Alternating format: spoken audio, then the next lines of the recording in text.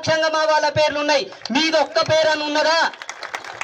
మీరు కట్టుకున్న కట్టడాలకు మీరు పేర్లు పెట్టుకున్నారు. నిన్న మొన్న కట్టుకున్న కట్టడాలు అవి కూడా స్వతంత్రంగా మీరు కట్టుకోలేదు, మా విశ్వాసాల మీద కట్టుకున్నారు. కారణం మంచితనానికి మేము తల వంచుతాం కాబట్టి, అతిథిని మేము గౌరవిస్తాం కాబట్టి. ఇక్కడితో మీ ఆటలు సాగవు. ప్రతి హిందువు జాగృతమయ్యాడు. మీరు ఉండాలనుకుంటే మీ ధర్మాన్ని కట్టుబడి ఉండండి, లేదా రాజ్యాంగాన్ని కట్టుబడి ఉండండి. ఇవి రెండు కాదని కనుక మీరు ఉండాల్సి వస్తే ప్రతి యువకుడు ఒక ఛత్రపతి శివాజీ అయి కదలక తప్పదు.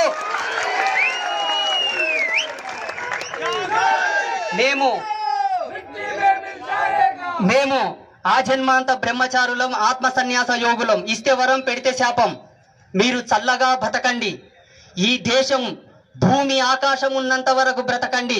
మేము మీకు ఇస్తున్నటువంటి స్వేచ్ఛ. మా స్వేచ్ఛను హరించాలని చూస్తే మేమేంటో కూడా చూపిస్తాం. జాగ్రత్త.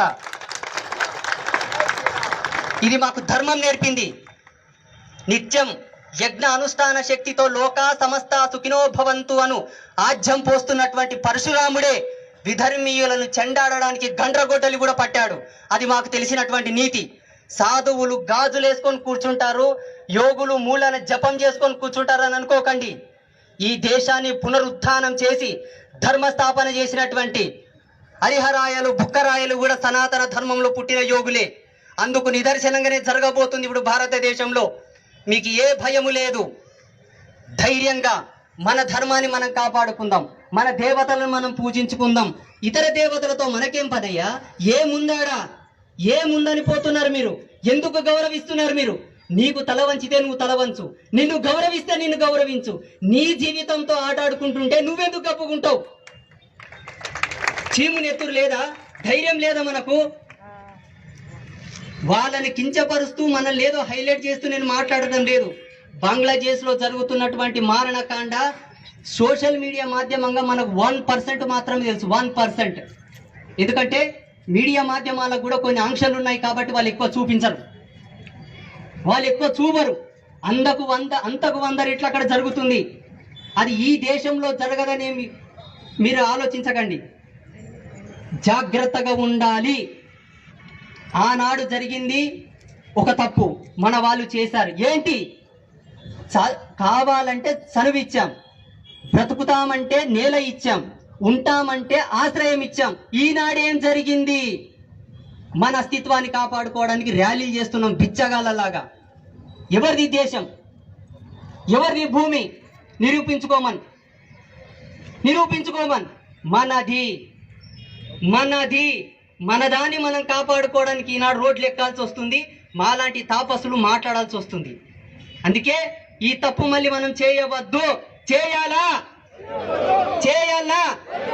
చేయకూడదంటే నీ కడుపులో బిడ్డ పడి బయటకు వచ్చిన తర్వాత పుట్టుకతోనే మనకి చెప్పాలి, రే ఈ దేశం మనదిరా, ఈ ధర్మం మనది. నీవు పుట్టుకతోనే ధర్మం నీ ఎంత పుట్టింది. నీవు పుడుతూనే నీకు పురుడు చేసినాం, నామకరణం చేసినాం, బారసాల చేసినాం, అన్ని సంస్కృతి సాంప్రదాయాలకు అనుసంధానంగా చేసినాం. దీనికి పుట్టినిల్లు ధర్మం. నీవు పుట్టినప్పుడే నీ వెనక ధర్మం పుట్టిందా? ధర్మం నీ తో పుట్టువని చెప్పాలి. ధర్మాన్ని విడమారకు, ధర్మాన్ని ఏమరపాటు చేయకు, ధర్మాన్ని ఎదమినేసుకొని బ్రతుకు. అప్పుడే నీవు నా కడుపులో పుట్టిన దానికి విలువరాని ప్రతి తల్లి చెప్పాలి, ప్రతి తండ్రి చెప్పాలి. ఇది మన బాధ్యత. ఆస్తులు పంచివ్వడం కాదండి. ఆస్తులు పంచిస్తే చీమలు కూడబెట్టి కట్టినటువంటి పుట్టలో పాములు తూరినట్టుంది ఇప్పుడు వ్యవహారం. ధర్మాన్ని ఇవ్వండి. ధర్మాన్ని ఇస్తే నువ్వు ఇచ్చిన ఆస్తిని నీ పిల్లలు సుభిక్షంగా అనుభవించగలరు. లేకపోతే పలాయనం చిత్తగించాల్సిన అవసరం వస్తుంది. గొంతు చించుకొని నేను నడిస్తే లాభం లేదు. నా మాటకు కట్టుబడి మీ జీవన విధానానికి అనుసంధానంగా నడవగలిగితే మీరు వేసుకున్న దీక్షలకు, మీరు జీవిస్తున్నటువంటి జీవన విధానాలకు, మీ ఇంట్లో చేస్తున్న వ్రతాలకు, మీరు మొక్కుతున్న దేవుళ్లకు ఒక విలువ ఇచ్చినట్టు. మేము చదివిన ధర్మశాస్త్రంలో ఏమున్నదో తెలుసా? ఎవరయ్యా శివభక్తుడు అంటే ఎక్కడ శివదూషణ జరిగినా, ఎక్కడ శివాలయము కూల్చినా, ఎక్కడ శివభక్తులకు అపహాస్యం జరిగినా అక్కడ వెళ్ళి ప్రశ్నించిన వాడు అసలైన శివభక్తుడని శాస్త్రంలో ఉన్నది. ఈనాడు ఎవరు ప్రశ్నిస్తున్నారు? మాలాంటి సన్నాసులు వచ్చి మాట్లాడాల్సి వచ్చిన దౌర్భాగ్యం వచ్చింది. మేము ఎక్కడుండాలి? ఎక్కడో గుప్తంగా ఉండి మా తపశ్శక్తితో లోకానికి సంరక్షణ ప్రసాదించాలి. నడి రోడ్లు ఎక్కాల్సిన పరిస్థితి వచ్చింది. కారణం మీరు నిలబడట్లేదు కాబట్టి. ఈనాటితో ఇది ఆగదు.